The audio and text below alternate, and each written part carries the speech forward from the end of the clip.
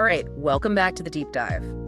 Today, we are jumping into Intuit, ticker INTU, specifically their first quarter fiscal 2026 results, which just dropped.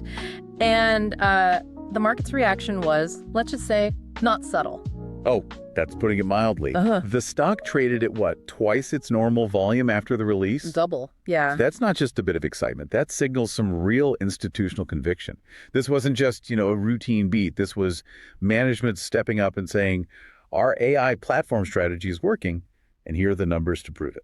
So that's our mission for today. We're going to unpack the core drivers here and really figure out if Intuit has made that leap, from being a tax season stock to something more, an AI-fueled growth compounder. I think the financials set the tone immediately. They were stunning. Okay, let's start with the bottom line then. Non-GAAP diluted EPS came in at $3.34. Which is up about 34% year over year. I mean, that alone is strong. But compared to expectations, it just crushed them. The street was sitting around 309, so they beat by a clean 24 cents. And that strength, it came right from the top line.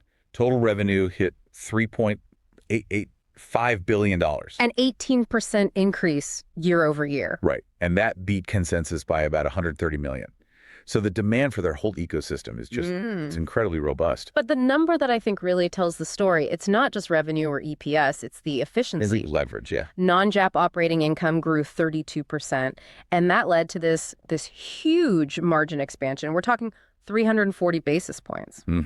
Hitting 32.4% on the operating margin. And when you see revenue accelerating and margins expanding like that, it tells you the technology is really working. Right. The AI isn't just a feature, it's driving genuine operational leverage. That's it. That is exactly why the CEO, Sachin Goodarzi, came out and called it an exceptional AI-driven quarter. It wasn't an accident. So let's pull back that curtain. Let's look at the platform, starting with Global Business Solutions, GBS. GBS revenue grew 18%. But the real story, the engine in there, is the online ecosystem. That grew 21% overall. And here's where it gets really interesting, right? Because you have to filter out the noise. Exactly. You have to filter out the slight drag from Mailchimp for a second, and we'll circle back to that, I promise. Yeah. But when you do, that core online ecosystem revenue growth jumps to 25%. 25%, that's a serious acceleration. It really is. It shows you just how healthy that core small and medium business customer base is. And drilling down even more, QuickBooks Online accounting, specifically, that also grew 25%. But it wasn't just new customers, was it? No, and this is the key point. It was higher effective prices and, crucially, a mix shift. People are moving up to higher value tiers. And that's the nuance the market is pricing in. If you look at those premium products, QBO Advance and the Intuit Enterprise Suite for the mid-market, that segment grew by 40%. A staggering 40%. Okay, wait, let's quickly define that for everyone. QBO Advance and IES, who are those for? Great question. So QBO Advance is for those small businesses that are starting to scale fast. They need more complex automation, better reporting. The Intuit Enterprise Suite, or IES, that's their full-blown AI-native ERP platform. So enterprise resource planning. Right. Aimed squarely at the mid-market, businesses with, say, 100 to 1,000 employees. When that segment grows at 40%, it means Intuit is convincing bigger, higher-spending clients to ditch their old systems and consolidate everything onto the Intuit platform. Which means much higher revenue per user and much higher switching costs. They're making themselves incredibly sticky. And the reason they're sticking is the AI. We're finally seeing measurable productivity gains. Yes, management gave some very tangible proof points. They said 2.8 million customers are already using these virtual AI agents. This isn't some beta test. Yeah. This is mass adoption. And the stats on time savings, this is what everyone should remember. The big one is the accounting agent. It's saving customers up to 12 hours a month. 12 hours. For a small business owner, that's not just a little time back. That's time you can put into sales or product or just, not working on a Saturday. It's a direct increase in your capacity without hiring. And then there's the cash flow side. The payments agent is getting people paid, on average, 5 days faster. Getting paid 5 days faster, in this kind of rate environment, that's a lifeline for an SMB. It completely changes the value proposition. The product moves from being, an accounting chore to an indispensable financial utility. And when you can do that, you've earned the right to charge premium. And we saw similar strength on the consumer side, too. The consumer segment grew 21%, and Credit Karma was a real standout. CK grew 27% year over year. Just really strong momentum in personal loans, credit cards, auto insurance. They're definitely gaining share there. And of course, TurboTax Live, reflecting the end of the last tax season, was up 51% in Q1. All of this momentum. And then came the big strategic news, the OpenAI deal. We have to unpack this. A multi-year deal with OpenAI worth over $100 million. That's a huge number. It is. And it immediately showed that Intuit is committed to being right on the cutting edge of Gen AI. So what's the why behind that spend? What are they getting for it? Management laid it out. First, it's to run their AI agents across all the big platforms, TurboTax, Credit Karma, QuickBooks. Second, it's to guarantee they have the fastest access to the newest models from OpenAI. Okay, and the third piece? The third piece is huge. It's to put Intuit's tools directly inside of ChatGPT. Ah, okay. So investors were probably asking about data privacy and the economics of that. They were, and management was very clear. There is no revenue share for Intuit on this. None. None. And, crucially, all customer data stays within Intuit's four walls. It doesn't leave their secure environment. They're framing this purely as a massive customer acquisition play. Tapping into ChatGPT's, 800 million weekly users? Exactly. It's a way to get their tools in front of a ton of new eyeballs without sharing revenue or compromising on security. It's an acquisition cost. Very smart. Okay, let's go back to that mid-market growth we talked about. The AI-native ERP platform, IES. The traction there is it's wild. They said the total number of IES contracts was nearly 50% higher than at the end of last quarter. To 50% higher in one quarter. Yes, that isn't just improvement, that is explosive adoption. They are displacing legacy systems, period. And they're not doing it alone, right? They're using partnerships. A key part of the strategy. They're working with big accounting and consulting firms like Aporio and Cherry Bigard.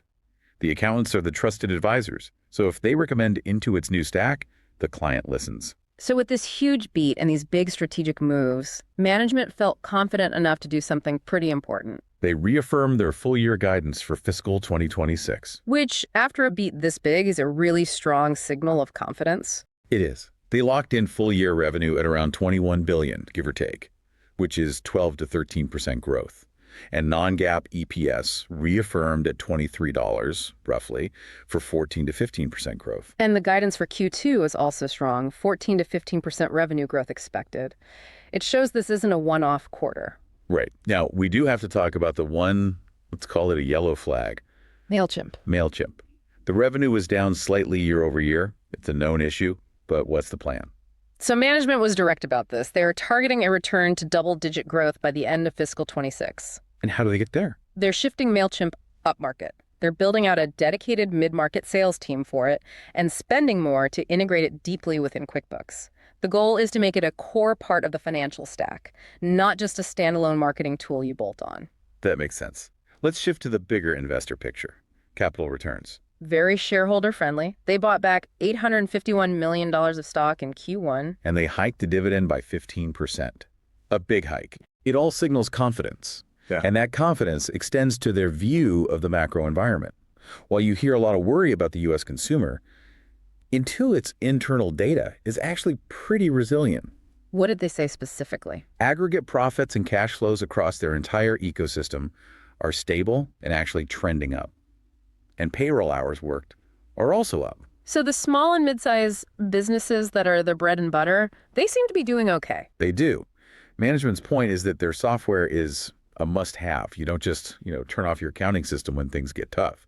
It becomes more critical. We also saw a strategic move in taxes with TurboTax Live. Right. They're expanding their physical footprint, going from 400 to 600 expert locations, plus 20 flagship stores. That sounds expensive, expanding a physical footprint in this day and age. It's what they call asset light, and it's all data-driven. Their tests showed that customers convert 5 times better to the higher value assisted service if there's an expert within 50 miles.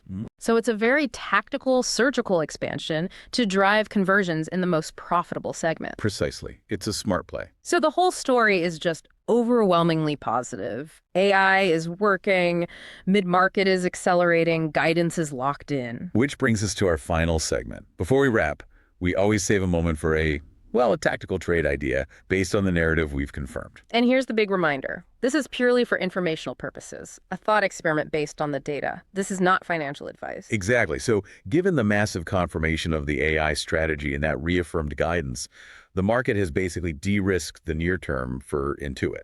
The stock's at a premium, and the risk of a big downside surprise seems pretty low now, which means implied volatility should be coming down. So the play is on that stability.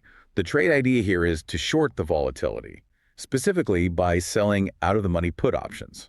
For example, selling a $650 strike put, maybe 3 months out, the stock's trading around $663 right now. Right, and the rationale is pretty clear.